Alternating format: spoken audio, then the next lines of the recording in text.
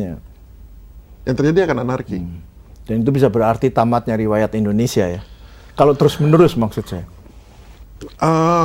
Sebenarnya tamat tidak. Ya. Kita lihat sejarah. Kekerasan itu kapan sih mulainya?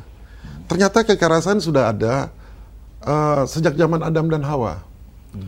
Dan kalau kita lagi tarik lebih jauh, kekerasan sudah ada sebelum manusia diciptakan. Kalau kita lihat ya, kita baca di kitab suci, apakah di Alkitab atau di Al-Quran, itu kan ada pertentangan antara malaikat dengan setan. Itu kan juga kekerasan kan kalau kita lihat, violence juga.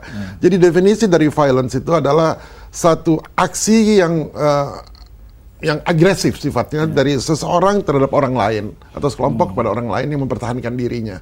Itu definisinya. Jadi bisa melalui kata-kata, melalui ucapan, melalui fisik, ya, pemerkosaan, pembunuhan, penculikan, genocide, itu adalah violence. Dan kalau kita lihat sejarah dari sejak bumi diciptakan, violence yang pertama terjadi pada waktu ular membujuk Hawa. Itu sebenarnya violence juga ya. Dengan cara. Tapi yang lebih kita lihat lagi waktu Kain dan Habil, Kain membunuh Habil. Itu kan violence juga. Dan sejak milenium kalau kita lihat dari milenium, kekerasan itu tingkatnya tinggi sekali. Kemudian kalau kita bagi sejarah abad, century, dia juga kekerasan melalui kalau kita anggap sebelum Masehi ya, itu kalau kita baca di kitab suci, di Alkitab, karena yang tertua itu adalah Alkitab, kalau kita lihat ya, kita dipisahkan dulu dengan Al-Quran. Kalau you baca Alkitab, itu kekerasan luar biasa, apalagi kalau you baca di Perjanjian Lama.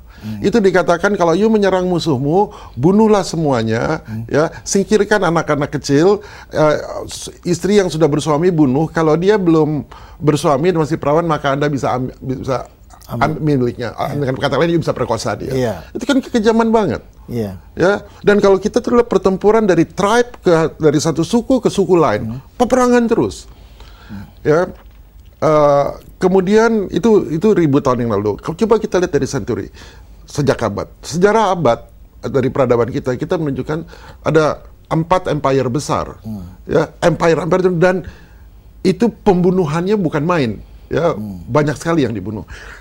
Studi dari Barbara Goldson yang menunjukkan bahwa 60% orang pada zaman itu kalau berperang mati, ya, 60%. Ya, baik peperangan yang ada suku di Afrika mau peperangan secara empire, kekaisaran, satu kerajaan itu 60% itu mati.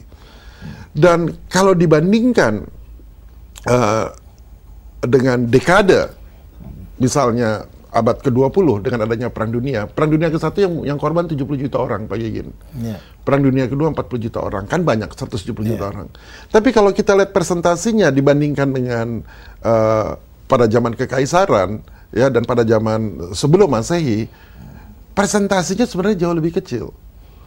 Dan kalau kita lihat, ya, apa yang dilakukan oleh Stalin, yang dilakukan oleh Mao Zedong, yang dilakukan oleh Pol Pot, yang dilakukan oleh Hitler, ya, kan kejam kita lihat.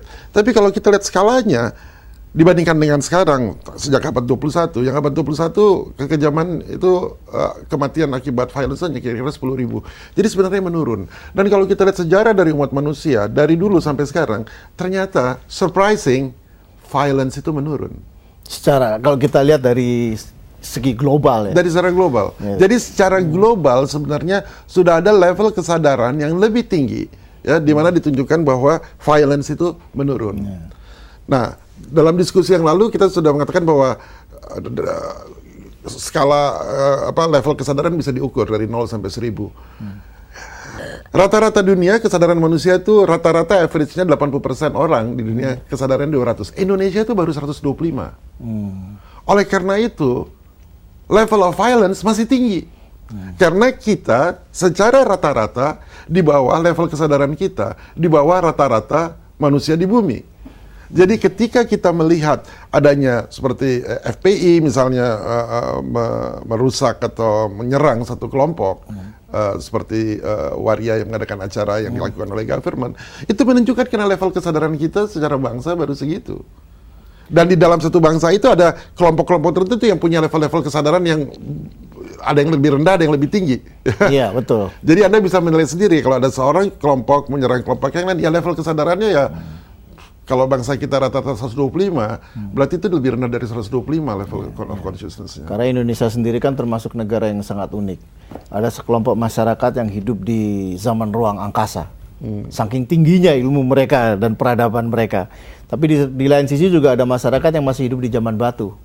Kalau misalnya kita lihat di Papua kan banyak juga saudara sebangsa kita yang masih hidup di zaman batu. Apakah masalah ini juga yang menyebabkan terjadinya ketegangan secara terus-menerus yang pada akhirnya memicu adanya kekerasan di mana-mana di seluruh Indonesia?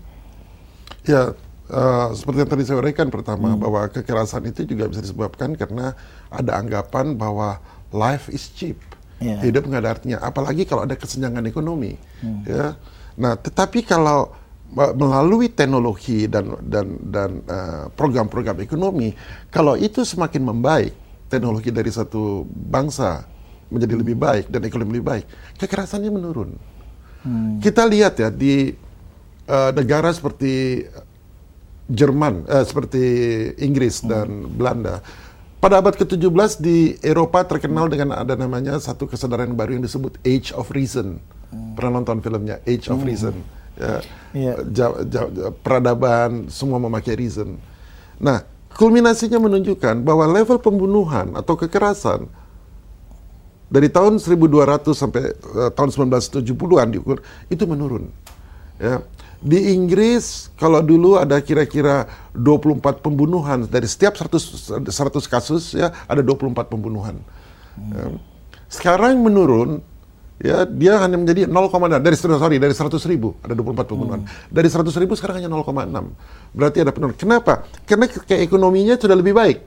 Ya, teknologinya lebih baik. Jadi kalau pendidikannya juga lebih baik ya. Ya, jadi kalau ambil perbandingan tadi seperti di Papua ya sama di apa yang ada yang teknologi ruang angkasa yang hidup sebagai teknologi ruang angkasa di zaman batu.